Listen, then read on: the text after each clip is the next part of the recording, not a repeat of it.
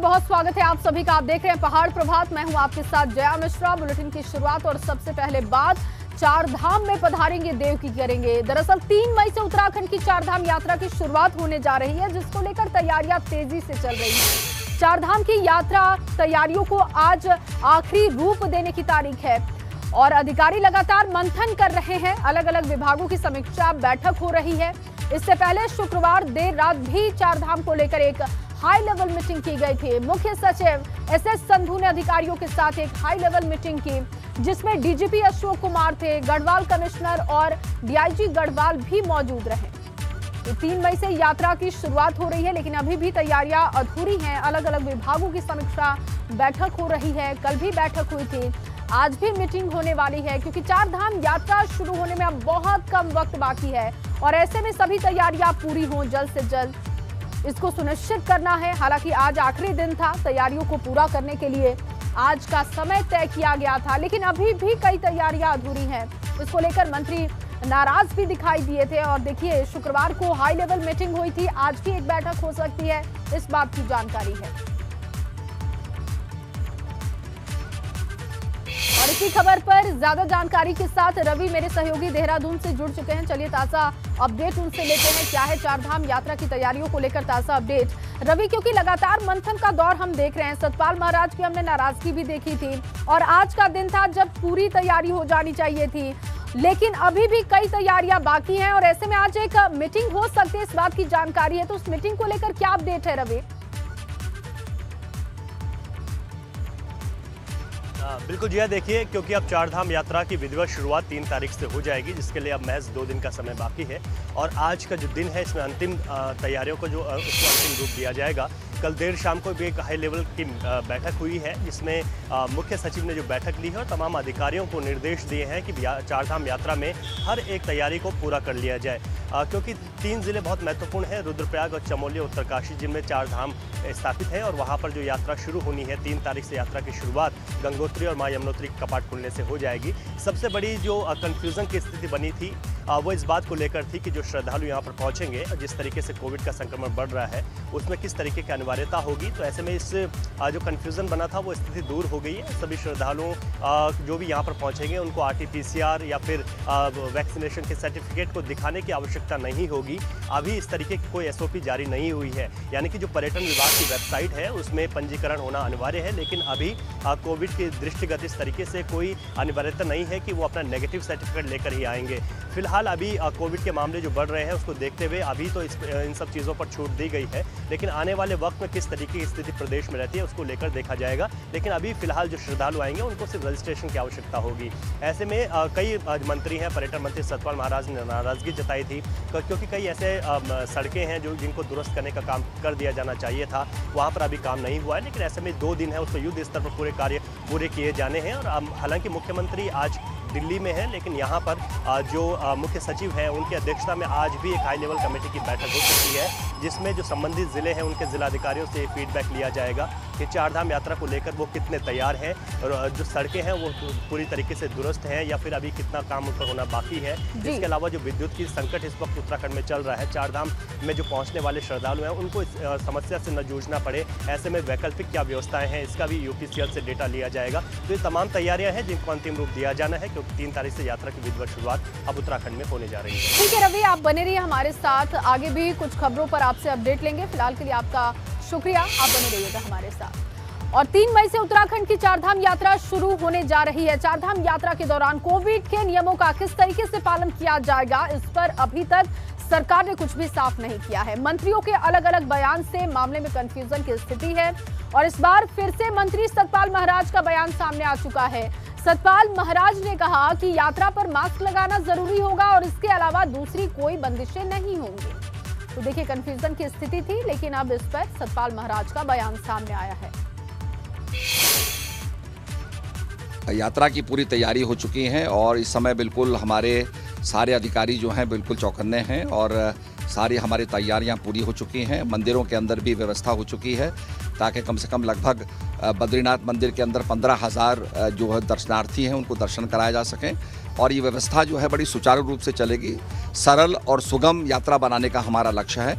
माननीय मुख्यमंत्री जी ने जो भी आदेश दिए हैं उनका पालन किया जाएगा और जो कैरिंग कैपेसिटी है उसके मुताबिक जो है लोग रहने की व्यवस्था होगी। इसके साथ साथ हम ये आग्रह कर रहे हैं सभी पर्यटकों से कि आप मास्क ज़रूर लगाएं, मास्क मैंडेटरी है और इसके साथ साथ सैनिटाइजेशन मैंडेटरी है। अभी ऐसी जारी नहीं हुई है, प्रिकॉशनरी बात उन्होंने कही है। इस समय ऐसे कोई आदेश नहीं है, अभी कोई ऐसी चिंता की बात नहीं है। अगर हम मास्क पहन के जानते हैं, सभी मास्क पहन के जाएंगे तो निश्चित रूप में संक्रमण रुकेगा। जो पर्यटक आपसे जो आग्रह कर रहा है उसके आग्रह को सुनिए। अगर आप उठा नहीं पाते हैं तो कॉल बैक कीजिए। सारे आदेश हमने दिए हैं, लोगों को कहा है। ये उत्तराखंड की इज्जत का सवाल है, उत्तराखंड की सम्मान का सवाल है और हम लोगों ने अतिथि देवो भव के भावना से सभी पर्यटकों का स्वागत करते हैं। वहीं कैबिनेट मंत्री सतपाल महाराज ने लोक निर्माण विभाग की समीक्षा बैठक की, जिसमें उन्होंने विभागीय अधिकारियों को आगामी मॉनसून सीजन के लिए तैयार रहने के निर्देश दिए। साथ ही उन्होंने चारधाम यात्रा के तहत आने वाली सभी चुनौतियों से निपटने के लिए अधिकारियों को तैयार रहने के लिए सख्त निर्देश दिए। क्षतिग्रस्त मार्ग हैं उन पर पुल और परिसंपत्तियों के पुनर्निर्माण के कार्य जो है उनमें तेजी लाई जाए। इसके साथ साथ सेफ्टी ऑडिट, जो हमारे ब्रिजेस होते हैं और उनके नीचे खनन हो जाता है और ब्रिजेस कोलैप्स कर जाते हैं, तो उनका सेफ्टी ऑडिट के लिए हमने आदेश दिए हैं कि सेफ्टी ऑडिट होना चाहिए। काफ़ी ब्रिजेस हमारे पहाड़ों में हैं, तो ये सुनिश्चित देखा जाए कि पानी का कोई फोर्स या पानी का कोई वेग उनको काट नहीं रहा है और ब्रिजेस की सेफ्टी है ताकि उसमें जो यात्री चल रहे हैं वो सुरक्षित हैं। तो ये सारे हमने हिदायत दी हैं। वहीं चारधाम यात्रा शुरू होने से पहले उत्तरकाशी के नए जिलाधिकारी अभिषेक रूहेला और एसपी प्रदीप राय ने यमुनोत्री धाम पहुंचकर यात्रा व्यवस्थाओं का जायजा लिया है। 3 मई से पहले व्यवस्था चाक चौबंद करने के यात्रा से जुड़े विभागों को निर्देश दिए गए और उन्होंने कहा कि व्यवस्थाओं में लापरवाही बर्दाश्त नहीं होगी।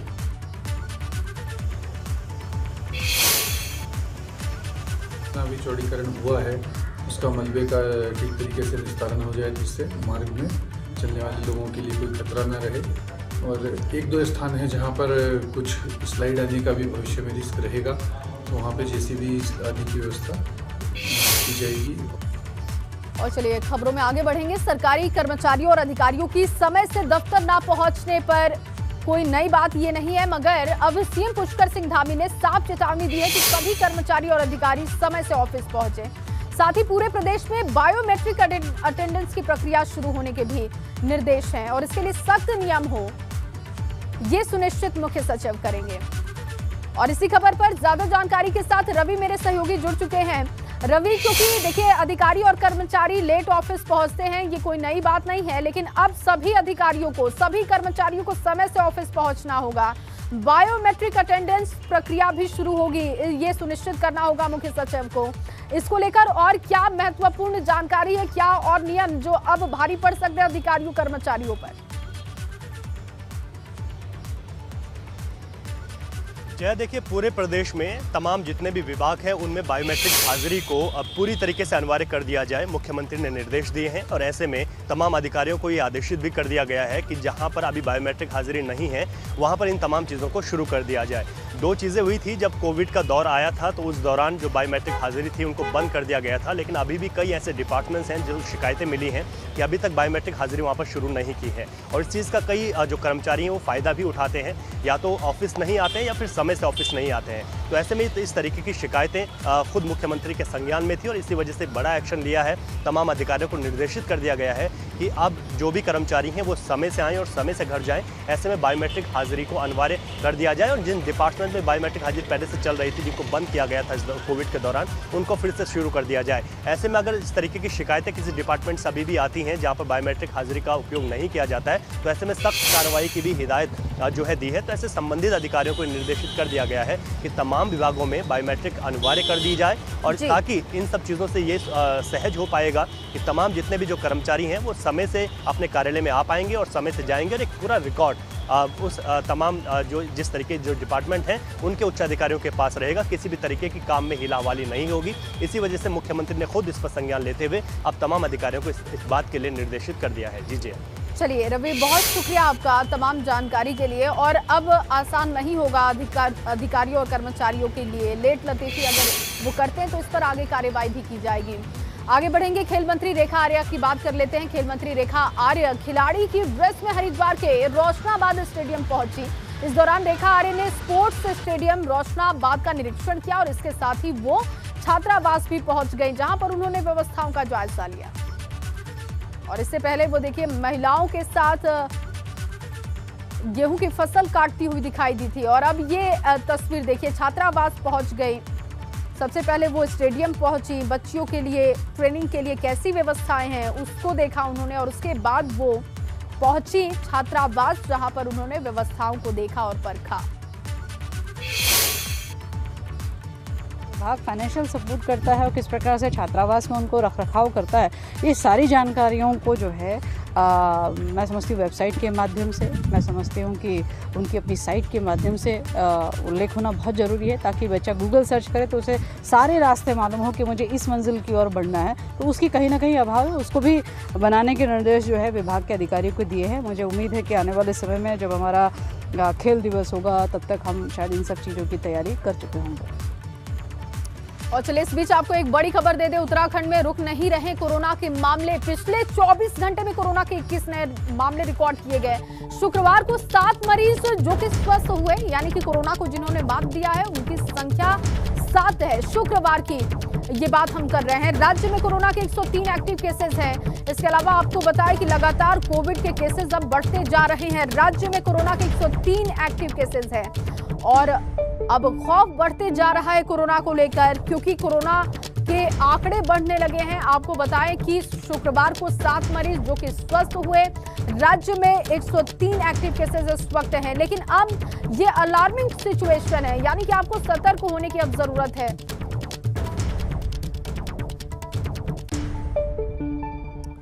और वहीं कोरोना के मामले लगातार बढ़ते जा रहे हैं, जिससे उत्तराखंड में कई जिलों में स्वास्थ्य विभाग हरकत में आ चुका है। मगर बागेश्वर में लगातार प्रशासन सोया हुआ दिखाई दे रहा है।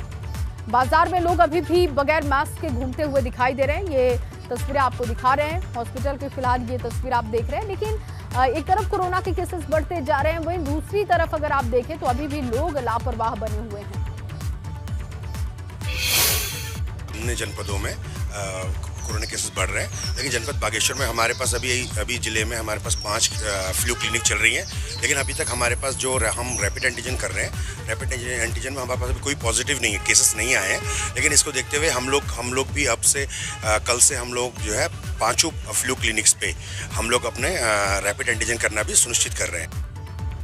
ब्रेक के बाद स्वागत है आप सभी का और चलिए एक बार फिर से खबरों की शुरुआत करते हैं। विधानसभा चुनाव में मिली हार के बाद आम आदमी पार्टी भी अपनी प्रदेश कार्यकारिणी में बदलाव कर रही है। दीपक बाली को आपका प्रदेश अध्यक्ष बनाया गया। दीपक बाली ने कहा कि चुनाव में भले ही हार मिली हो, मगर वो हताश नहीं हुए हैं और पार्टी फिर से नए जोश के साथ अपने चुनावी अभियान को धार देगी। मैं पूरा प्रयास करूंगा कि इस जिम्मेदारी पर खरा उतरूं। आम आदमी पार्टी के कार्यकर्ता, आज भी मैं हमेशा एक बात कहता हूं कि आम आदमी पार्टी का कार्यकर्ता हारता नहीं है, या जीतता है या सीखता है।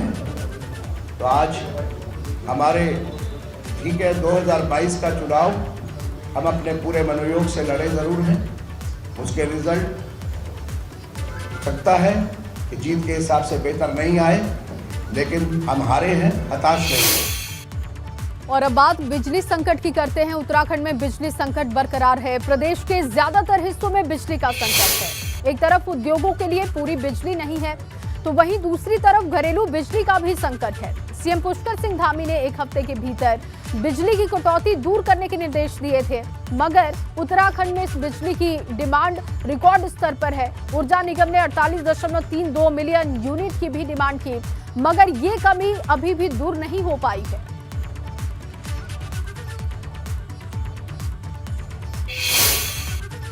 वहीं हाई कोर्ट के आदेश पर प्रदेश में तालाबों को पुनर्जीवित करने के लिए अभियान शुरू हो गया है और इसी कड़ी में खटीमा के मुंडेली गांव में तहसीलदार के नेतृत्व में राजस्व विभाग की टीम ने बंद पड़े तालाब को रीओपन करवाया है। साथ ही तालाब से अवैध कब्जे को भी हटाया गया।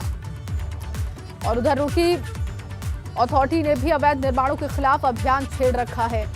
और अथॉरिटी ने अवैध कॉलोनियों पर बुलडोजर चलाना शुरू कर दिया है और इसी कड़ी में एक और कॉलोनी में कार्रवाई हुई है और सुमन नगर में 5 कॉलोनियों पर बुलडोजर चला है। 2 तस्वीरें आपको दिखा रहे हैं, खटीमा और हरिद्वार की ये तस्वीरें आप देख रहे हैं। लगातार कार्रवाई हो रही है। एक तरफ तालाब को रीओपन किया गया है, वहां से अवैध कब्जे को हटाया गया, तो वहीं दूसरी तरफ अवैध कॉलोनी में भी पीला पंजा चला है। हरिद्वार की जो तस्वीर आप देख रहे हैं। और अब खबर कुमाऊं से है, जहां कुमाऊं के कमिश्नर दीपक रावत ने रुद्रपुर स्थित अथॉरिटी के दफ्तर का औचक निरीक्षण किया। इस दौरान दीपक रावत ने दफ्तर की फाइलों को चेक किया। दीपक रावत ने कहा कि दफ्तर में उन्हें कई तरह की खामियां मिली हैं। ज्यादातर शिकायतें अवैध निर्माणों के संबंध में हैं। एक तो मैंने ये पाया है कि कुछ फाइल्स हमारी जो कोविड के बाद सर्कुलेशन में नहीं आ पाई थी वो अभी भी सर्कुलेशन में नहीं। तो एक तो निर्देश मेरे यहाँ के जो वीसी हैं उनको यही हैं कि ऐसी फाइल्स को आप सर्कुलेशन में लाएं। सेकेंडली मैं इसमें ये भी देख रहा हूँ कि जो एज़ पर दी एक्ट इसमें प्रोविजंस होते हैं, कोई अवैध निर्माण हो तो सील भी होना चाहिए। वहीं विकासनगर के पचवा दून इलाके में ह्यूमन ट्रैफिकिंग के मामले रुकने के नाम नहीं ले रहे हैं और ये इलाका यूपी के सहारनपुर से लगता है और इसीलिए यहाँ बड़े पैमाने पर ह्यूमन ट्रैफिकिंग होती है। पुलिस ने इसी कड़ी में कार्रवाई करते हुए एक लड़की को बरामद किया। लड़की का मेडिकल कराने के बाद पुलिस ने उसे उसके परिवार वालों को सौंप दिया। उस महिला ने ये बात बताई कि भाई मेरे को जो है यहाँ विकासनगर का लीलू नाम का कोई व्यक्ति है, उस लीलू नाम के व्यक्ति के द्वारा मुझे विकासनगर से अगवा करके ले जाया गया सहारनपुर और सहारनपुर में उसने मुझे 1 साल तक अपनी एक सो कॉल्ड बहन के साथ रखा और उसके बाद उसने 1 साल के बाद जब वो लड़की जिद करने लगी कि मुझे वापस जाना है तो फिर उसने उस लड़की का विवाह संदीप नाम के किसी व्यक्ति से करवा दिया। और अब खबर अल्मोड़ा से है, जहां अल्मोड़ा में जिला पंचायत की बैठक हुई मगर मीटिंग में कई मुद्दों को लेकर हंगामा भी हो गया। राशन कार्ड में गड़बड़ी, सड़क, बिजली, शिक्षा के मसलों पर जिला पंचायत सदस्यों ने हंगामा किया। इनका कहना है कि पिछले 2 साल से जिला योजना का बजट नहीं मिल रहा है, जिस वजह से जनहित की योजनाएं शुरू नहीं हो पा रही। डिमांड तो यही है, जैसे पहले हर बार 5 से 10% बढ़ के आया करता था हर साल, ये नियम था कि जिला पंचायत का बजट जो है हर बार 10% बढ़ के आएगा, वो नियम हो। और दूसरा जो हमारे को जिला योजना का पैसा 2 साल से नहीं मिला, इस बार हम चाहेंगे कि सारा का सारा जिला योजना का पैसा हमारे मेंबर्स को। और वहीं टिहरी में कोटी कॉलोनी के व्यापारियों ने दुकान और आवास के लिए भूमि आवंटन की मांग की है। व्यापारियों का कहना है कि बांध निर्माण काम पूरा होने के बाद THDC कोटी कॉलोनी से व्यापारियों को हटाने की साजिश रचे जा रहे हैं, जिसे व्यापारी बर्दाश्त नहीं करने वाले। व्यापारियों ने कहा कि वो पिछले 30 साल से कोटी कॉलोनी में अपने व्यापारिक प्रतिष्ठानों को चला रहे हैं और ऐसे में एकदम से उन्हें हटाना सही नहीं होगा। 35 सालों में कोटी कॉलोनी में व्यापार कर रहे हैं, किंतु THDC ने आज तक हमको अपना व्यापारी नहीं माना और हमारी दुकानें अब जीर्ण शीर्ण स्थिति में हो चुकी है। टिहरी बांध का कोटी कॉलोनी पर्यटन का एक बड़ा हब है और वहाँ पर जो दुकानें झुग्गी बस्तियों की तरीके से, हम लोग जिलाधिकारी महोदय से मिले और उनसे निवेदन किया है कि इस दुकानों को 1200 करोड़ रुपए जो टिहरी झील में आ रहे हैं उसमें इन दुकानों को शॉपिंग कॉम्प्लेक्स के तहत लिया जाए।